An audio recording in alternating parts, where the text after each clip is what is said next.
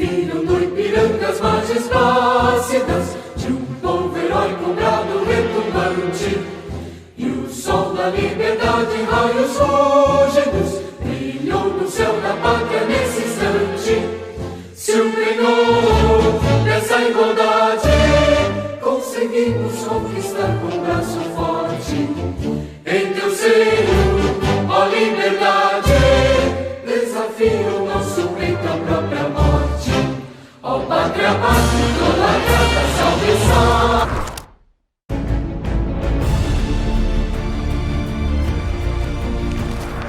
Então, assim, o que o Pai quer que nós façamos? Qual é a nossa função? Cada um tem uma função.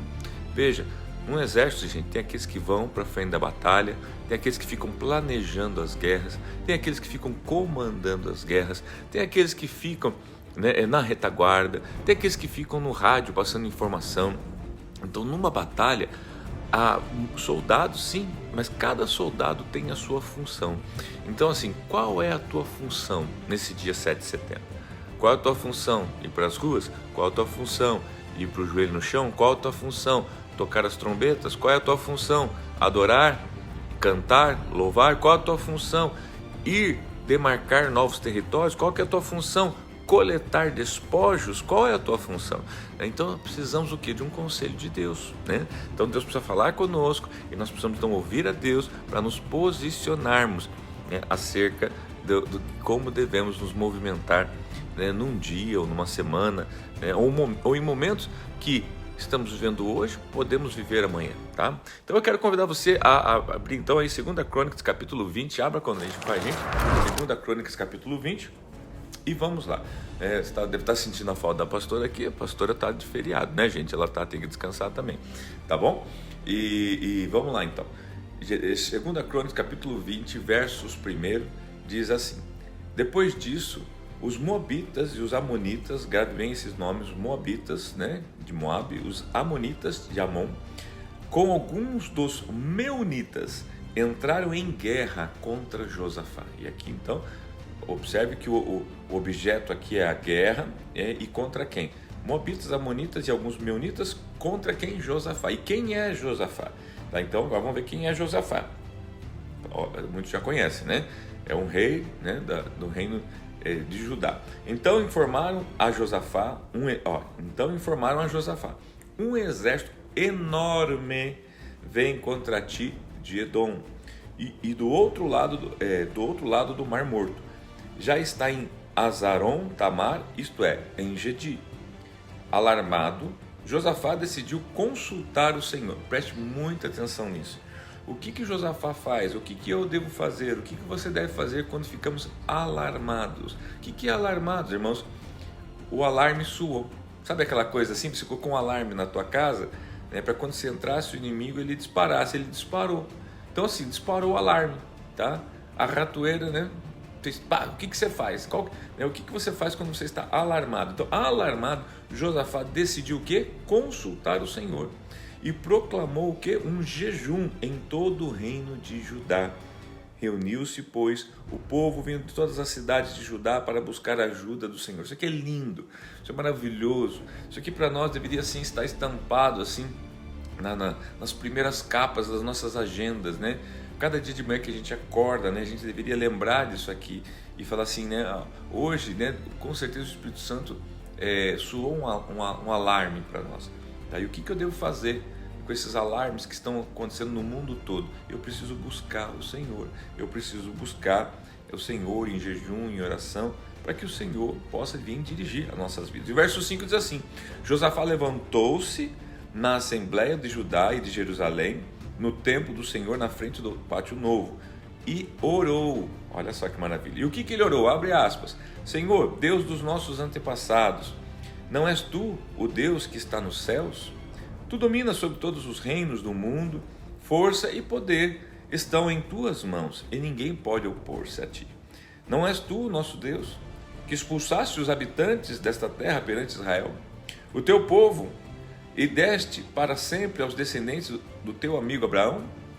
Eles a têm habitado e nela construíram um santuário em honra ao teu nome, dizendo: Se alguma desgraça nos atingir, preste muita atenção, se alguma desgraça nos atingir, seja o castigo da espada, seja da peste, seja da fome, nós nos colocaremos em tua presença.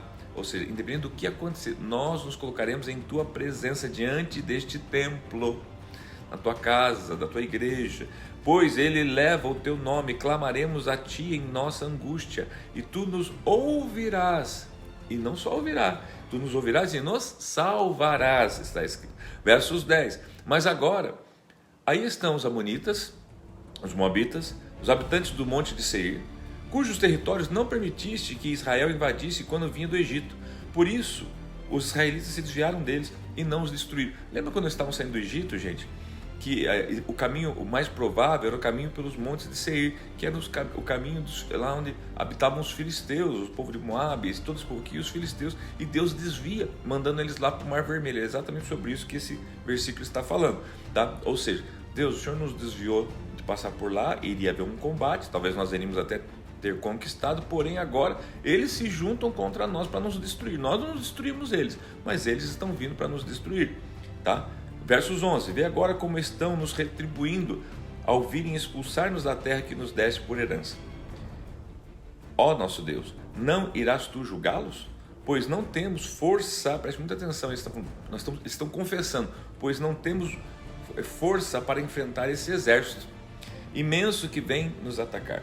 Não sabemos o que fazer, mas os nossos olhos se voltam para ti. Olha só, não sabemos o que fazer.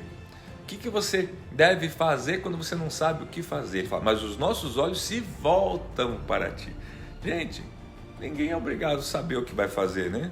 Há tantas situações novas que nos pegam, né, desprevenidos, que a gente não sabe o que fazer. Sabe assim, imagina amanhã você acorda e, sei lá, surge uma situação, você fala, meu Deus, e agora? O que eu devo fazer? Tá aqui, ó, você veja que isso é uma coisa comum diante do povo de Deus. Mas nós devemos saber o seguinte, quando nós não sabemos o que fazer, os nossos olhos se voltam para ti. Ou seja, eu preciso olhar para Deus. Eleva os meus olhos para os montes. De onde me virá o socorro? Meu socorro vem do Senhor, que fez os céus e a terra. Glória a Deus por isso. Então, versos 13, acompanhei. Todos os homens de Judá, com suas mulheres e seus filhos, até de colo, estavam ali de pé diante do Senhor. Então, o Espírito do Senhor veio sobre Jaziel, filho de Zacarias, neto de Benaia, bisneto de Jeiel, trineto de Matatias, levita e descendente de Asaf, no meio da assembleia. E disse, escutem todos os que vivem em Judá, em Jerusalém, e o rei Josafá.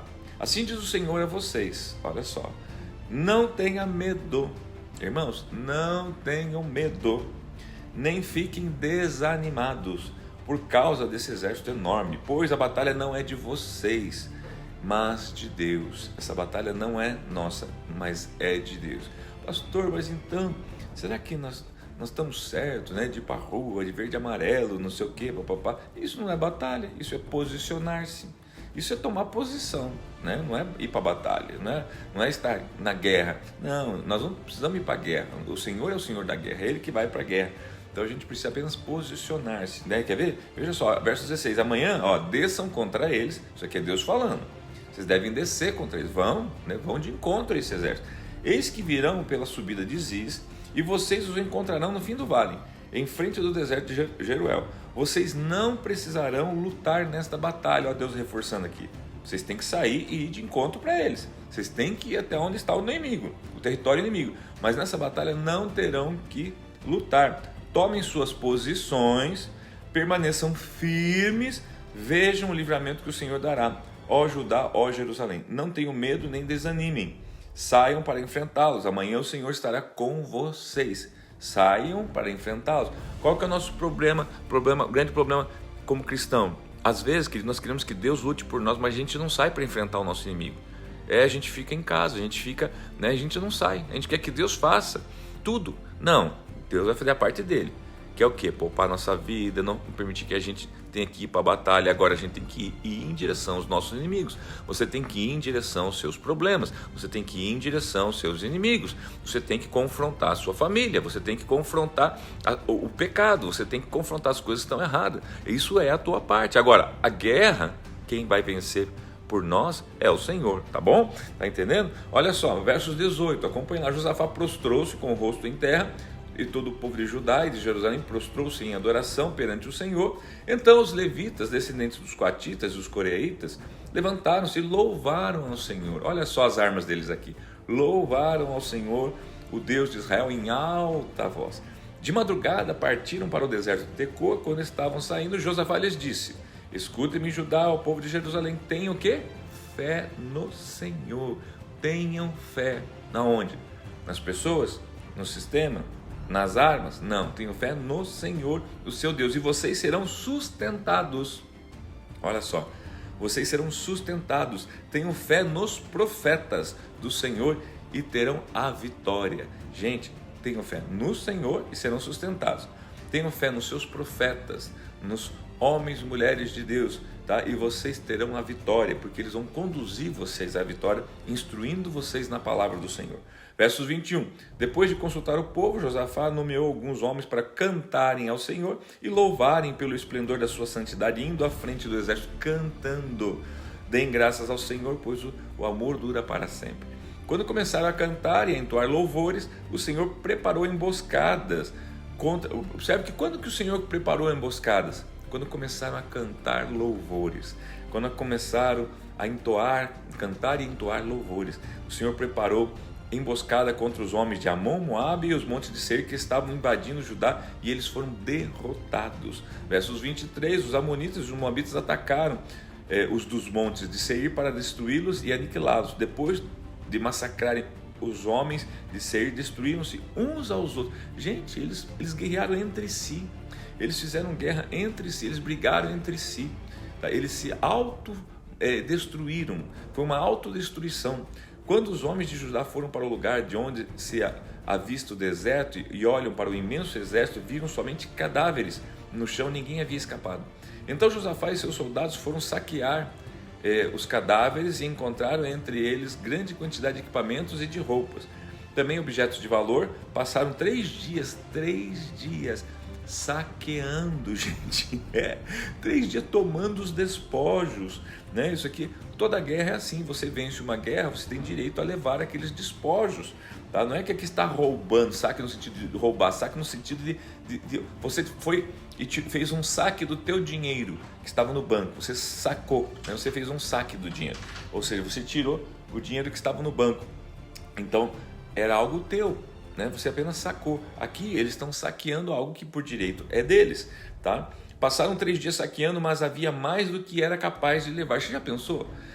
Gente, você chegar no banco para tirar um dinheiro e você começar a pegar mais do que você consegue levar, né? Tipo assim, você tem tanto que você não consegue levar tudo, né? Mas havia mais do que eram capazes de levar. Verso 26. No 4º dia, eles se reuniram no Vale de Beraca, onde louvaram a Deus. Por isso até hoje o lugar é chamado Vale de Beraca. Gente, linda história, real, verdadeira, uma vivência, uma experiência do povo de Deus que estava em guerra, tá? Quem sabe, a gente não tem muita, nós temos muita coisa a aprender com isso. Versos 27, depois sob a liderança de Josafá, todos os homens de Judá e Jerusalém voltaram alegres para Jerusalém, pois o Senhor os enchera de alegria, dando-lhes vitória sobre os seus inimigos. Entraram em Jerusalém e foram ao templo do Senhor ao som de liras, harpas, cornetas. O temor de Deus veio sobre todas as nações quando souberam como o Senhor havia lutado contra os inimigos de Israel. E observe que eles voltam para Jerusalém e vão para onde? Para o templo. Vão adorar o Senhor, vão agradecer a Deus. Gente, isso é lindo. Versos 30, o reino de Josafá manteve-se em paz, pois o seu Deus lhe concedeu paz em todas as suas fronteiras. Gente, olha só o que acontece. Você quer ter paz em todas as suas fronteiras? Você quer ter paz na sua vida? Você quer ter paz no seu celeiro? Você quer ter paz na tua família? Então ouça o Senhor, né? E se movimente segundo a vontade de Deus. Agora, gente, infelizmente, como nem tudo é flores, o final da história de Josafá não foi como gostaríamos. Preste muita atenção, verso 31 diz assim: assim Josafá reinou sobre Judá. Ele tinha 35 anos de idade quando se tornou rei e reinou 25 anos em Jerusalém.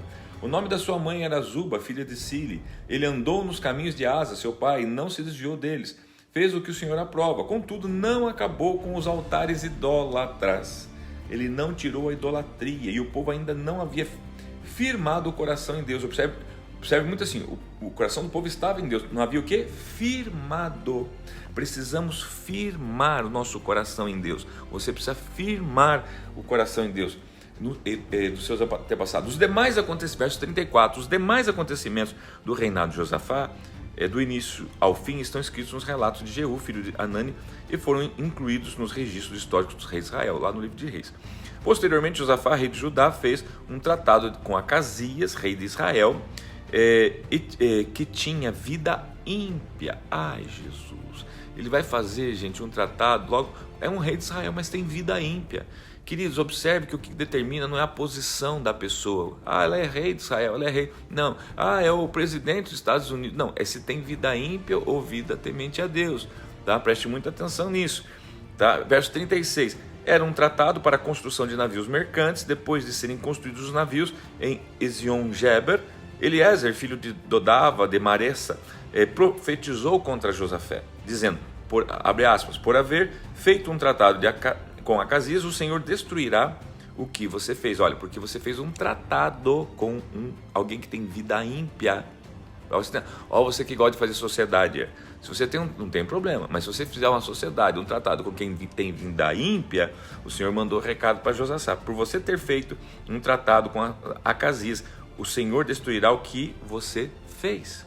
Assim, os navios naufragaram e não se pôde cumprir o tratado comercial. Talvez você está aí com as suas naus, com os seus navios, né, todos sendo afundados, e você está questionando, Deus, o que foi? Com quem que você andou fazendo aliança, hein?